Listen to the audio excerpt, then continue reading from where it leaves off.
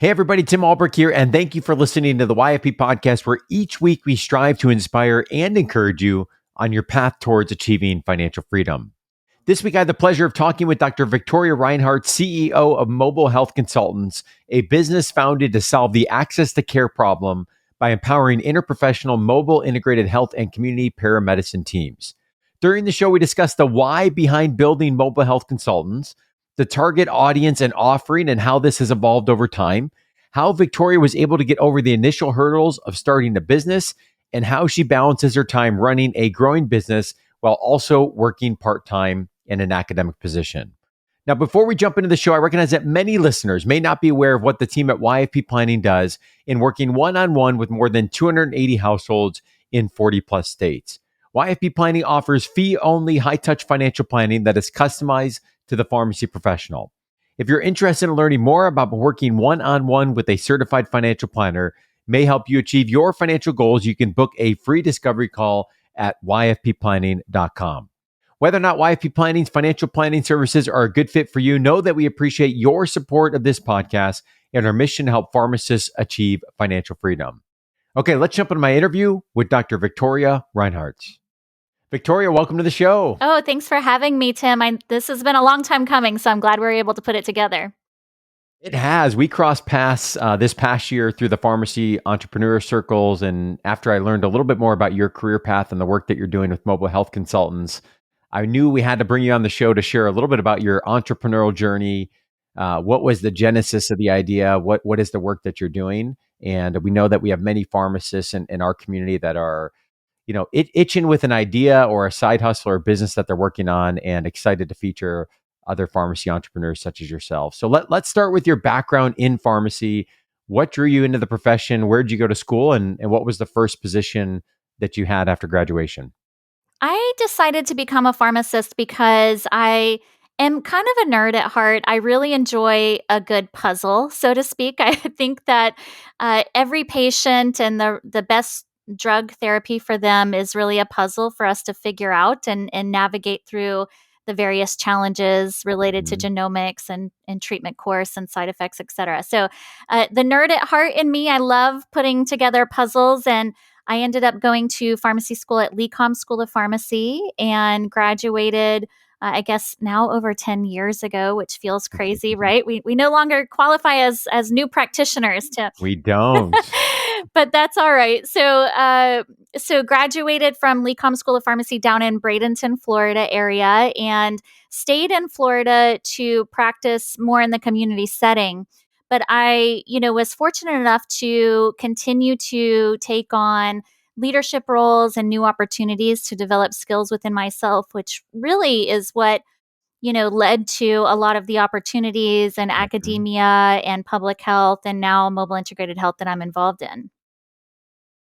So one of the things, Victoria, I read that you shared on LinkedIn was a story from your last year of pharmacy school when you did an educational training session, I would assume during an experiential rotation for a nursing staff at a hospital. And through that experience, you realized the love that you had for teaching and problem solving. Tell us more about that experience and how did it influence some of the career path and directions that you've taken today?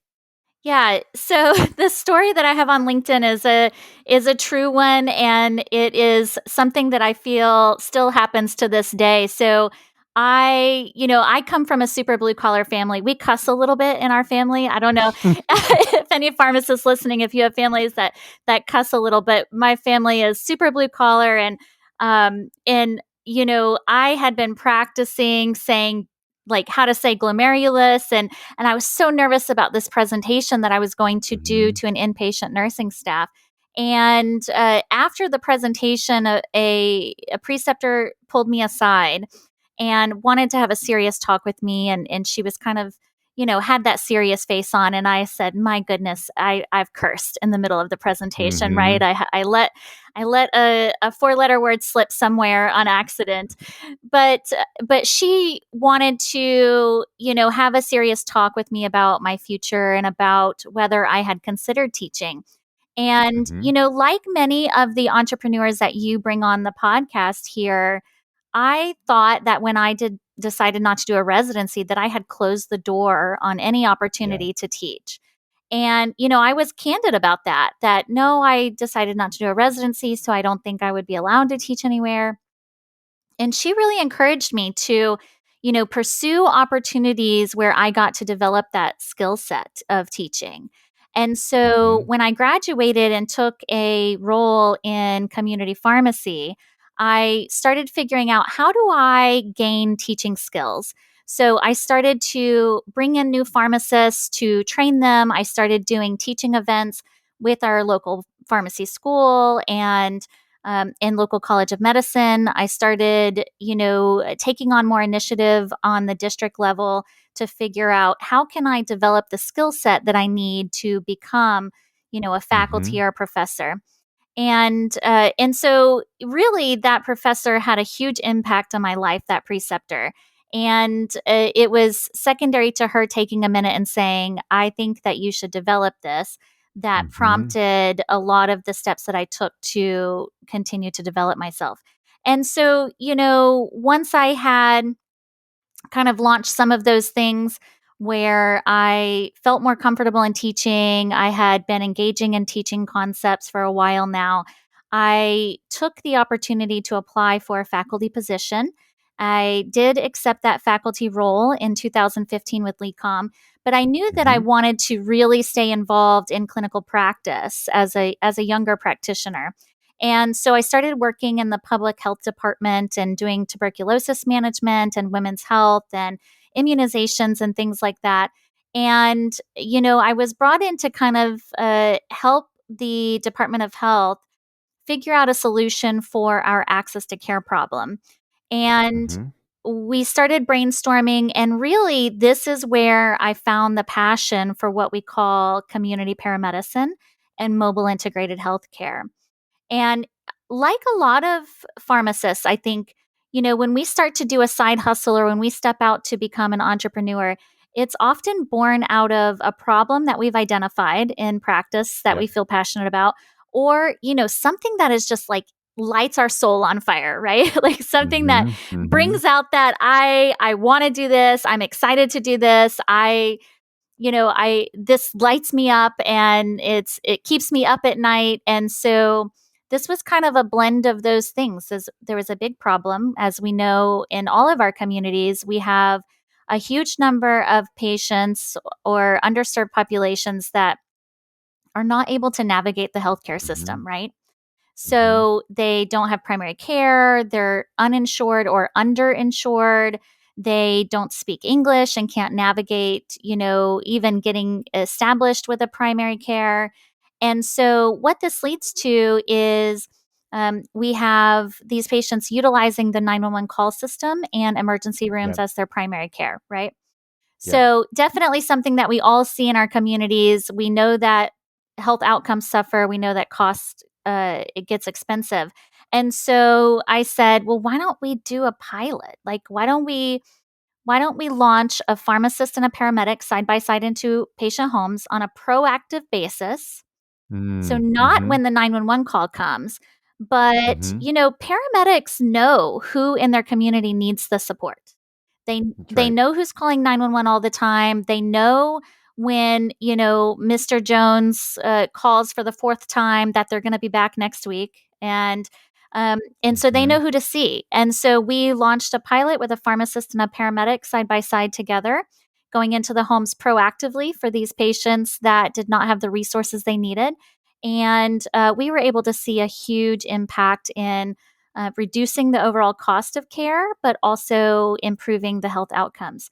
And so that is now how my entire consulting business is founded in, the mission of empowering these paramedicine teams with the training and resources they need to improve access to care. I love that. And I want to come back and dig into more of what you're working on with the consulting business and how it's grown over time, the vision you have it for it going forward. I want to make sure we don't gloss over, though, some really important parts of the story you shared, on that rotation and that experience. And one being great mentorship, right? All of us have the opportunity to interact with other pharmacy professionals, perhaps we precept students as well. And we never know the impact that some of those words of encouragement or just seeing a skill set or a passion in someone and either affirming them in that skill set, encouraging them in that as well, the impact that that may have long term. So it's just such a great example of that. And then another key piece that I really heard in that story was initiative, right? So what one of the mindsets that can be out there is, hey, I can't get X, Y, or Z job. In the case here, you were talking about a faculty position teaching because I might not have insert whatever residency training, board certification, whatever credential. That's one mindset. The other mindset is like, I'm going to figure it out. I'm going to figure it out because I have a passion for teaching. I have an interest in it. Somebody else has affirmed that skill. And I'm going to kind of blaze that pathway and I'm going to take initiative in building relationships, collaborations, and getting opportunities that I can then go and make a case for why I can provide value in this teaching role. And what's really interesting, Victoria, is you are doing teaching in somewhat of a traditional format, obviously in a faculty type of role or position, but you're also teaching every day in the work that you're doing through your business. And I think one of the things we got to be careful about is, if we have a gift or a passion in a certain area, but we feel like we may not be able to do that because it's defined a certain way by an employer or in a certain career path, it doesn't mean we can't do that, right? You can teach, I can teach. I'm not in a formal academic role anymore, but I'm teaching every day on personal finance. It's a different method of delivering that information, but it doesn't necessarily have to be defined in the way that we may think that it has to be with a certain, step or credential or degree or pathway to be able to do that. So I love that story and that journey. I think that's so powerful. So when it comes to mobile health consultants, so you talked a little bit about the pilot project, the initiative, the problem and the opportunity that you saw that you're able to solve. Tell us more about the step from idea to actually beginning to implement that business, right? It's one thing to identify, a problem that needs to be solved or an opportunity that can be addressed. And you could have continued to do that through collaborations and partnership with existing entities while you're employed in other positions. But it's another thing to really take a problem and then develop a solution through creating a business. And here we're obviously talking about the consulting work that you're doing. So tell us about that early stages and how you were able to initiate and get started with developing the business. Well, I have to say that, we do not do a good job in pharmacy of teaching or creating skill sets around entrepreneurship in general, I would say.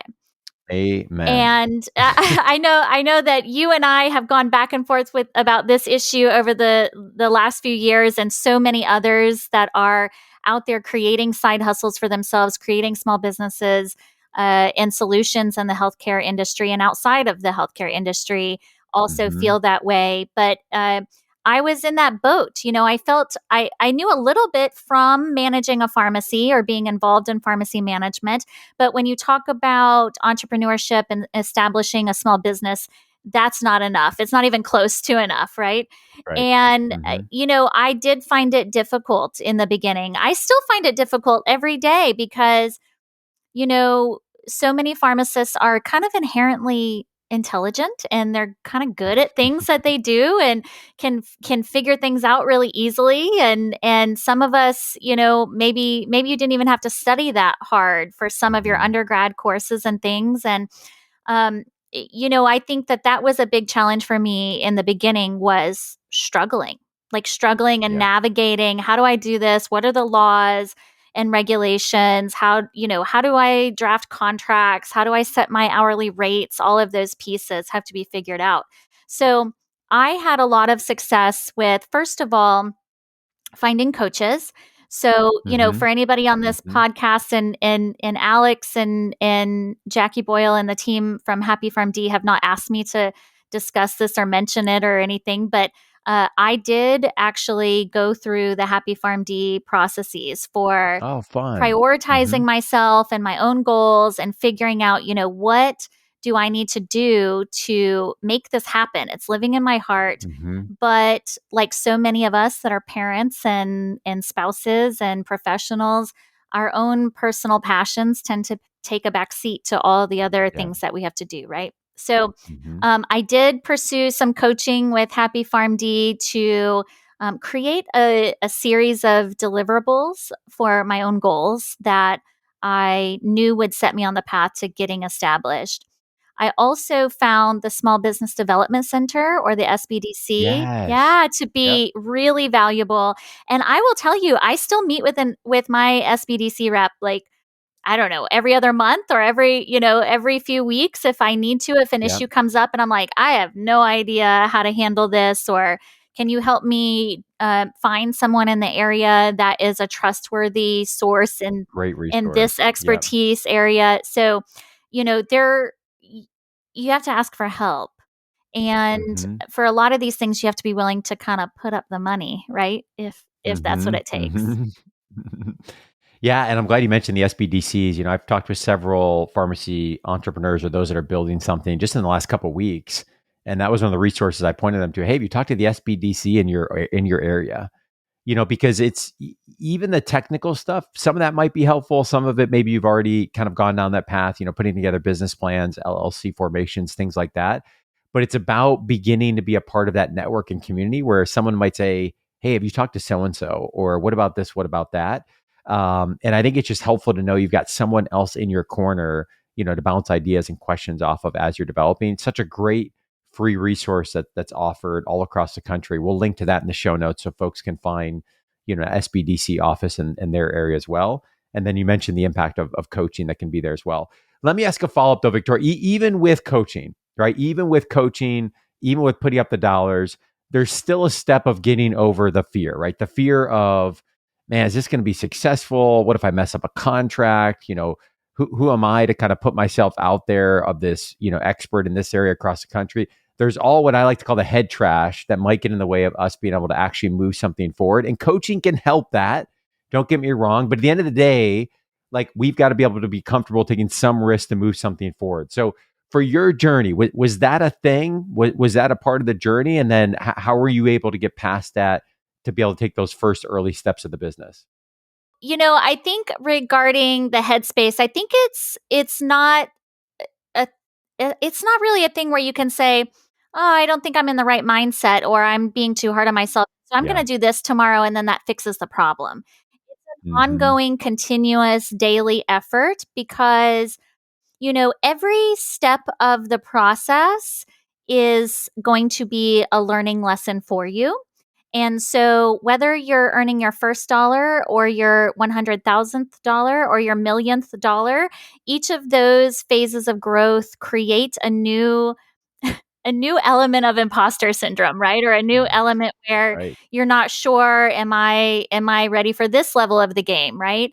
So Yep. it's an ongoing thing, and I just want everyone to know that and give themselves some grace. And I think that giving myself grace was a huge part of how I continue to be in the right mindset and how I approached it early on as well. Mm-hmm. You're gonna make mistakes. You're going to have to reach out for partners or resources because you don't know how to do something and you have to Yes. figure it out. And you just have to be comfortable saying, I don't know, I need Yeah. support, and give yourself the grace to be able to do that. And so I think that was a big one for me, right? We're a lot of times Yep. our own harshest critics. Mm-hmm. And so getting comfortable in that. And then I think the other thing that I would say is, financially, it does take some preparation potentially, depending on Yeah. how comfortable you are with risk, with financial risk. Mm-hmm. I know that my spouse and I had to put together a plan of, what's the dollar amount that we're going to invest in here, and what's the time frame before we are going to count on a salary coming in for Mm-hmm. you that we feel comfortable with. So essentially, what's the span of months or even years? Maybe it might be for some people until we say, "Okay, enough is enough. We did it, and Mm-hmm. we were not successful, and we need to kind of go back to a real world job, so to speak." So anything that you can do by saving ahead of time, making changes in the budget, putting money Yeah. aside to reduce the amount of risk that you have, or increasing your comfort level with the risk that you're taking, is Mm-hmm. valuable. I'm so glad you mentioned that, Victoria, because I think there's a lot of, I'll use the word over glorification of this idea of like just jump and figure it out, right? And there can be value in like, making some mistakes and learning along the way, but there's also some wisdom in having a game plan and having some backup and options, especially when we're talking about the financial aspects of the personal side, and of course there's a connection there to the business side. And what we want to prevent is that we're not able to pursue our business with the full attention that it needs and deserves because we're worried about the risks on the personal financial side of things. And everyone has a different capacity and tolerance for risk, right? And so, and everyone's personal situation, of course, is very, very different. But doing that work, as you mentioned, to determine, what is the runway that it's going to take. It reminds me of, we had Jody Nishida on episode 266. I'll link to that in the show notes, has started a keto based practice out in Hawaii, doing some really cool things. And she talked about this for her journey of having a substantial amount of savings that she ended up having to lean on early in her journey because of some challenges that happened that maybe she could have predicted, maybe she could not have. But if it weren't for having some of those reserves, it might have crippled, her moving forward with the business, and potentially without that, she might have felt the need to jump back into the work that she was doing previously. So, ton of wisdom there. I think that you're sharing in terms of making sure that we have the financial plan and preparation so we can approach the business, with the confidence that it does deserve. So, mobile health consultants. I'm going to read your mission statement: empowering mobile integrated health and community paramedicine teams in all 50 states with exceptional training and disease management expertise. So, you painted the picture of kind of how it came to be and the problem you're trying to solve. Tell us more about the target clients, the services that you offer today, and then we can also talk about kind of what you're planning into the future. Yeah. So, I think one of the exciting things about being an entrepreneur is that you get to kind of follow your heart and you get to really live the concept of success occurs when preparation meets opportunity, right? Mm-hmm. So I started out just offering consulting services and some speaking services, and that would be anything from coming in and doing a program evaluation. So, Right. for these programs that are already in existence, coming in and doing a multifaceted evaluation to look for operational efficiencies, clinical appropriateness Mm-hmm. of their programs. That ended up expanding to helping teams launch programs. So, if they are recognizing there's a high number of 911 calls secondary to injury in their area, Mm-hmm. or frequent falls, then they might want to put together a falls program, but maybe they don't want to navigate all the challenges of which home safety assessment is best, which Right. falls assessment tool is best, how do we deal with the meds that are going to contribute to falls. And so I began going in and helping teams navigate that. How do you figure that out? What's the best practice in the industry? What should you track for monitoring your effectiveness?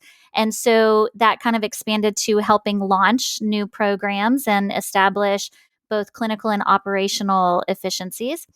And it has kind of expanded from there.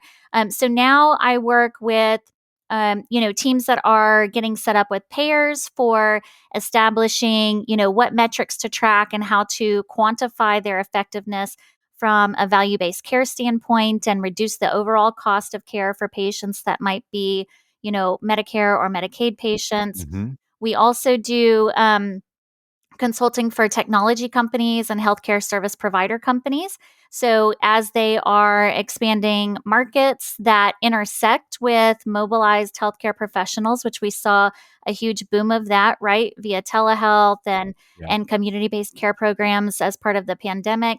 As Mm-hmm. technologies grow to recognize the value of mobilizing teams into the communities, there is a huge need to modify their technology systems. And so we also have an end user design type consulting service that we provide where we give insight to these teams and the companies that are developing the necessary technology. I love it. And we'll link to the website in the show notes so folks can get a feel for services and offering and educational programs. I think you've done a great job of laying that out on the website. one of my questions for you, Victoria, is I hear you talking about the evolution of the services is that, and I think any early entrepreneur kind of goes through this phase of, I'm coming up with the content and the product. I'm doing a little bit of business development and marketing. I'm also obviously kind of the key relationship developer with partners. I'm trying to manage the finances a bit. We're wearing all these hats right at once. And so as I hear what you're doing, and we'll talk about how you balance this with other responsibilities that you have as well, like how would you estimate or break down your time in terms of where you're spending and actually delivering the products and services, and where you're in more of the backstage of the business, whether that's in developing new relationships, partnerships, business development, marketing, brand awareness, promotion? Like, how do you distribute your time, and how has that evolved over time? It has evolved. It also waxes and wanes, to be honest with you. So as I pick up new projects with clients, then for a period of time, we'll kind of go intensely more towards one area of the business or another. Some examples of that include the fact that if I have a really intense 4-month project that involves consulting and Hmm. end user design and technology development and things, then we will, shift, and we might do 60 to 80% on the consulting side as far as, hours commitment for that period. On the flip side, Hmm. on the education platform that we do, which is providing mobile integrated healthcare and community paramedicine providers. So this is paramedics, but this can be social workers, this can be nurses, any healthcare profession really. As they are, looking to grow their skill sets, get into this industry, look for future employment opportunities in this Hmm. industry, we have a rolling educational side. So for example, we have a community paramedicine accelerator course that launches our next cohort in January. So when January comes, Awesome. for a couple of months there, January through March, we'll kind of pick up on the education piece because multiple Hmm. times per week, I'll be logging on live and doing, case working and practice Hmm. questions and live teachings and active discussions with paramedics across the country. So it does wax and wane depending on the season, Hmm. which it is also fun because it keeps it not boring, right? That's right. Um, Hmm. but in general, I would say about 60% or so of the business is consulting related Okay. right now, and then, or over the last year or so. And then probably um, the speaking and education side is about 30% or so. And the remaining 10% is really related to advocacy, involvement at a high level nationally within the Okay. industry and internationally.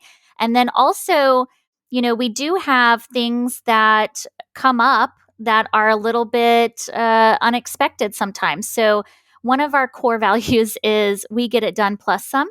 We really believe in Hmm. going kind of above and beyond and over delivering whenever that's possible. And so, we've had multiple clients over the last 2 years that have asked for social media, graphic design, newsletter, and content development. And, that has been an aspect of the business that I did not originally anticipate. Hmm. And that I have actually contracted out and brought in new resources and things to help develop that. And so now that is a growing area that we're going to see over the next few years if we keep it or not. But it's bringing in revenue. And so it's another way that we can over deliver to clients. So that's probably, I guess, things like that are the other 10%.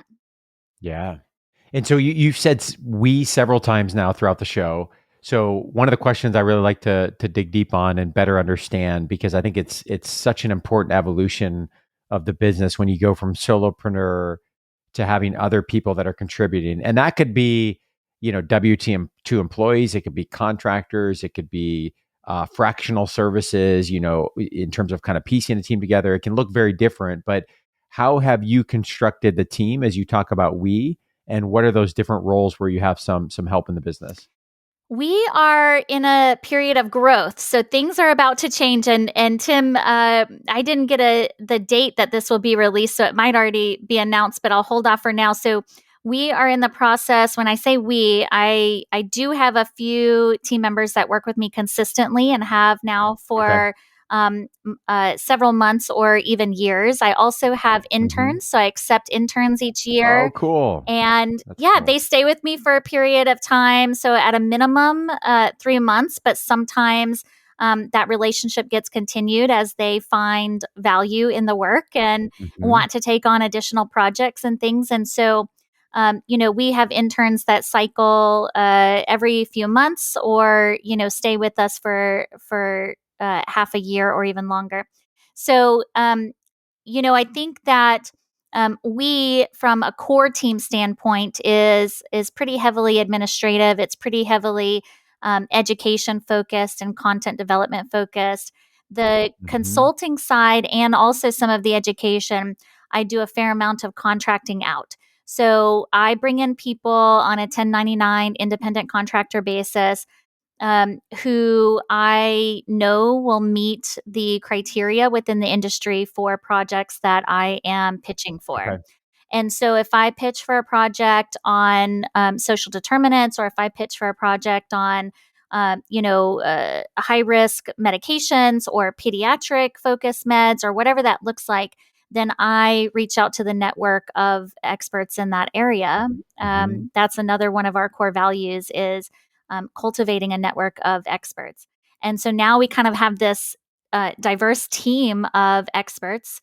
Cool. So I think that we now are over we're now over 50 different consultants that we've brought in the last few Okay. years in different focus areas, based on what we're working on at the time, and their projects range anywhere from 3 to 6 weeks to a year or more. Hmm.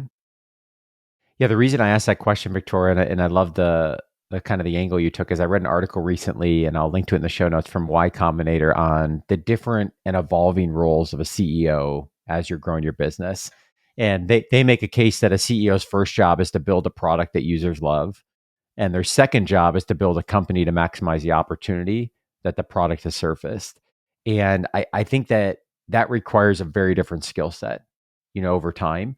And one of the things that we're going through in the evolution of just YFP is, early on, my role is typically, is the case for many early entrepreneurs, was all about product creation, content creation. You're wearing all these different hats. And now that we've grown a team over time, it's really about leadership and vision, and that evolving role, in terms of leading the company. And so as time goes on, if I'm building the thing the right way, if you're building the thing the right way, as I know you are, like your role as a content creator, ideally becomes less important as you build a team and you're able to kind of step into other needs and roles and responsibilities that the business has. So it's fun to see the evolution of some of these pharmacy entrepreneurs over time. Really cool stuff. Natural question as a follow up to all of this is, Victoria, how in the world do you balance all of this, right? So you still are working in the academic setting in a part-time role. You've described a very, I think, impressive and nuanced consulting business that you've built that has multiple different arms and is clearly on a growth path and trajectory. How do you balance the time, the schedule, the responsibilities, personal and professional? What are some of the strategies that have worked for you? I'm smiling and I'm laughing because I think most of us feel like, am I balancing it right? Really? I don't That's know. right. Yeah. I think that I am, and I would say that this ties into what the next 5 to 10 years looks like pretty heavily. I would say that right now I am very dependent on my calendar, and I'm very dependent Hmm. on all the intersections of my world um being on the same calendar, right? So Hmm. my spouse can see when I'm blocked off as busy and out of town or traveling from the work side. My academic teaching schedule has to be integrated on the business aspect so that we Yes. know not to schedule there. So, I mean, there's the technology piece that I think helps immensely in just when you're free, and when you're not, it doesn't Hmm. work, right? Um, Hmm. so staying up to date and utilizing tools to make sure that you're not getting double booked, that you are making time for everything appropriately is important. I would also say that, if you're in an early phase of content creation, of project based work, whatever that looks like for the type of business that you're starting, you have to be intentional with scheduling, um, or your calendar will get filled for you. That's right. So, Yeah. there's times where you have to dedicate a full day a week to start, maybe more, maybe less, to something like content creation or writing or social media blocking and those sorts of things. Um, there's also time required for the follow up of that, right? So, like if I record my YouTube channel, right, my education. Which are great, by the uh, way, which are awesome. Thank you. I love them. The Yeah. Reinhartz rundown is the title of that. We'll put it in Awesome. the notes, or I can send you a Yep. link. So if we record that, it's so multi-phase, right? You need to decide what you're writing on. You need Yep. to narrow it down to the big points people need to know. You actually need to write it out. You need to do the digital transformation to teleprompter. You need to schedule like a day on your calendar to do the Mhm. videography. You need to figure out what needs to be done from the editing and block that time. Then you need to figure out all of the social media aspects, right, that go along with that. Mhm. Like, do I do hashtags? How do I caption this? Do I upload to YouTube? Like, what is the drip process? All of those things, right? Mhm. So it's not enough to say, well, I'm going to do content creation on this day. It's like I need to map out a process start to finish, and I need to make sure that we have proactively allocated the time accordingly on a schedule so that that gets done without being a point of stress for me. Yes. Um, Yep. so, I think that it comes with some intentionality, and it comes from, recognizing that everything takes longer and is a bigger deal than it seems like it's going Mhm. to be, and making sure that you're as proactive as possible. The next thing I would say is, I have gotten better about delegating and automating things where I can. So, Mhm. now, for example, if I bring in someone, an expert to teach in the MIH Academy, before I would be like, here's the thing you need to sign, and here's your contract, and I'm going to get you set up for getting your check, and where does that need to go, and give me your headshot, and what are your objectives, and I'm going to add you into the platform, and in all of these aspects, right? Mhm. But now, 20 emails yes, later. 20 emails. Yep. So Yep. now I outline the process start to finish. I train my assistant on how to do that. And now I just get to do Mhm. the fun part, right? Where I say, Tim, I'd love to have you do a lecture on this topic, or financial literacy for paramedics, which, by the way, that sounds like a great idea. I'd love to do that. Sounds awesome. Sounds And awesome. so I'm going to connect you to Rain, and then I CC my assistant, and I Mhm. say, introducing so and so here. Please get him set up for teaching in the Yep. academy. And then that process gets executed, even though I'm not the one physically doing it. And process is the key word there, right? You gave a great example with that most recent one. You also gave a good example with the Reinhartz, rundown YouTube and all the steps. Often it's normal. You're going to be doing all those steps to begin with, right? Until you kind of get to a point where it makes sense that you can justify having somebody help out. But if you can document the systems and the steps in the process, over time, that's the point where you can begin to systematize parts of your business and have other people step in and do it as good, if not better than you're doing it, right? And more consistently over time so that you can focus on other parts of the business. And that's something that Tim Baker and my partner are always talking about is how do we build this in a way that doesn't depend on he or I sitting in any single seat of this business. And the reason that's so important, and it's the same for your business, is that, the work you're doing at Mobile Health Consultants and the vision of the problem you're trying to solve is bigger than Yeah. Victoria, right? You started this, but there's a day where like we want the impact and the vision of this to live on, whether you're doing this or you're not doing this. And so if we have systems and processes that are in place that we can bring on team members and others to help execute that vision, all of a sudden we're building something that can transcend our time and the work that we have in that specific role. So love what you had to share there related to some of the systems in the process. This has been a ton of fun. I have really enjoyed following your journey from afar, at least on LinkedIn, and obviously have the opportunity to talk here. And I know this is going to be an inspiration to many other pharmacists that are perhaps at the beginning stages of an idea or looking to get something started on their own. So if folks already are not aware of you and the work that you're doing, where is the best place that they can go to learn more about you and to follow your work? So a couple different places. So obviously, on social media, find me on LinkedIn, connect with me, send me a hello message. I'd love to, watch your success and your growth and serve as a source of contact if you're looking to either get into this industry or figure out your own journey. So please connect with me on LinkedIn, Victoria Reinhartz.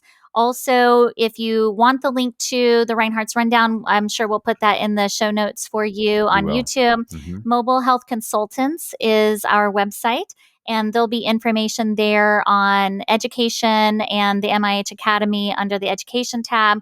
So don't hesitate to reach out if that's something that you're looking for. Awesome. We'll link to those in the show notes. And again, Victoria, thank you so much for taking time to come on the show. I appreciate it. Oh, thanks so much for having me. I loved it. As we conclude this week's podcast, an important reminder that the content on this show is provided to you for informational purposes only and is not intended to provide and should not be relied on for investment or any other advice.